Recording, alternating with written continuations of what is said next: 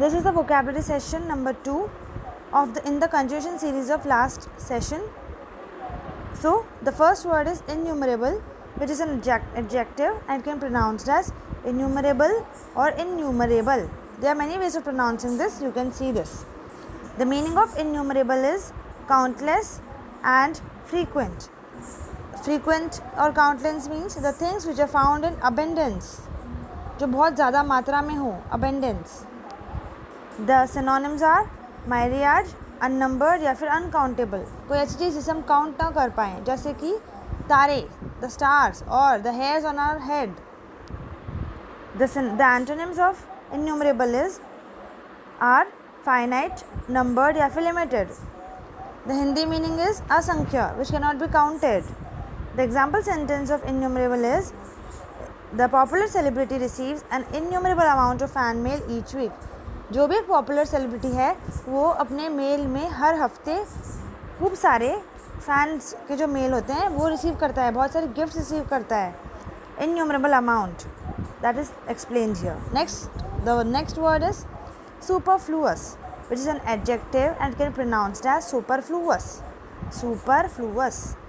The meaning of superfluous is unnecessary या फिर obsolete, the things which is unwanted, which is not wanted at all, unwanted. The synonyms of superfluous are profuse, superabundant, surplus या फिर gratuitous. The antonyms are useful, needed या फिर reasonable. The Hindi meaning of superfluous अतिरिक्त यानी कि additional.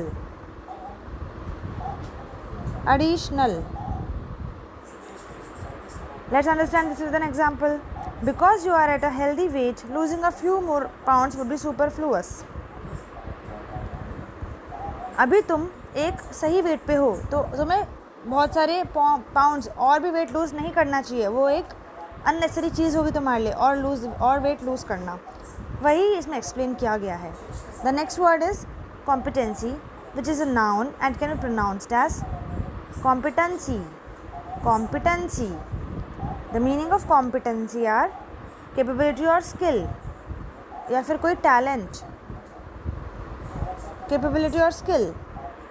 Synonyms are proficiency, expertise या फिर ableness. Antonyms are ineptness, inability या फिर इनकेपेसिटी. जो कई बार ऐसी कोई चीज़ होती है जो हम नहीं कर पाते, हम जो हमारी कैपेसिटी से बाहर होता है, वही है inability. The Hindi meaning of competency is क्षमता यानी कि ability. The example sentence is competency in making valid assessments takes time and training. अगर हमें वैलिड असेसमेंट्स बनाने हो तो उसमें कॉम्पिटेंसी यानी कि उसको बनाने में, उसके स्किल में हमें टाइम और ट्रेनिंग की बहुत ज़्यादा ज़रूरत होती है. वही दिया गया इसके एग्जाम्पल में. The next word is overhauled, which is a verb and can be pronounced as overhaul or overhaul. The meanings are to gain upon या फिर restore.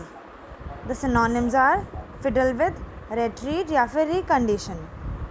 Antonyms are destroy, ruin या फिर neglect. In the Hindi meaning is मरम्मत यानी कि कोई ऐसी चीज़ को सुधारना. We have to mend it, mending करना. Mend, it is another word, mend. Example sentence of overhaul is, the tax system has undergone a complete overhaul.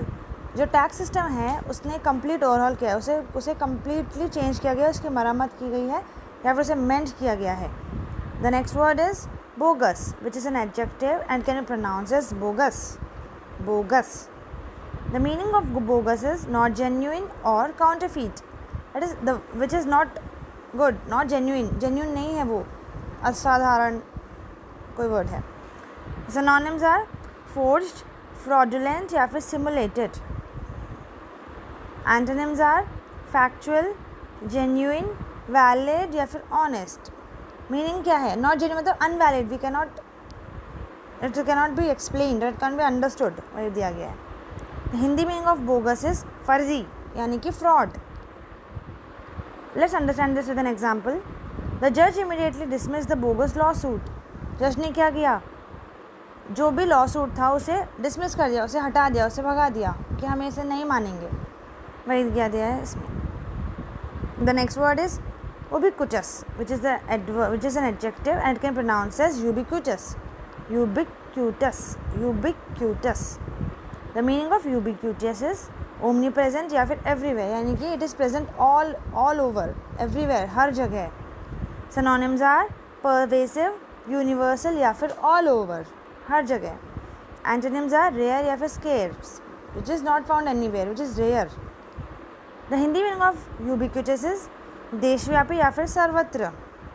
The example sentences: many people believe you do not have to search for God because he is ubiquitous and exists everywhere. लोग क्या मानते हैं कि हमें भगवान को ढूंढने की ज़रूरत नहीं होती क्योंकि वो हर जगह रहते हैं, हमेशा प्रेजेंट रहते हैं.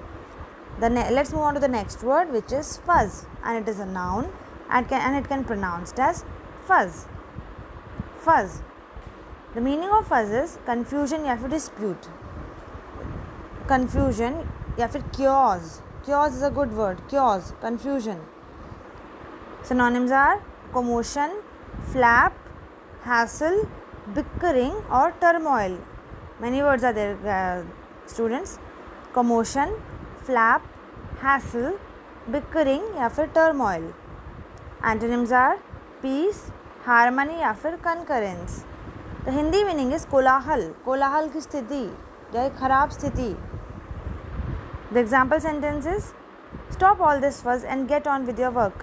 तुम ये सब चीज़ें छोड़ो, इस confusion को हटाओ और अपने काम पे लगो, वही बताया गया है इसमें. So these were the words of the vocabulary session. Many more words are to come in the next session. So wait for that session. We'll read many more new words of the Hindu. So thank you guys. Let's end this session with a motivational quote. Every day do something that will inch you closer to a better tomorrow. हर रोज़ एक नई चीज़ करिए जो आपको आपके अच्छे भविष्य के, अच्छे कल के लिए प्रेरित करे, आपको उसके पास ले जाए अच्छी चीज़ों के. ये बताया गया मोटिवेशनल कोट में. Thank you guys. Hope you understand all these words and use them in your daily life. It's one of the most important things. You use them in your daily life while speaking English या फिर कहीं भी. So thank you so much and have a great night. Good night.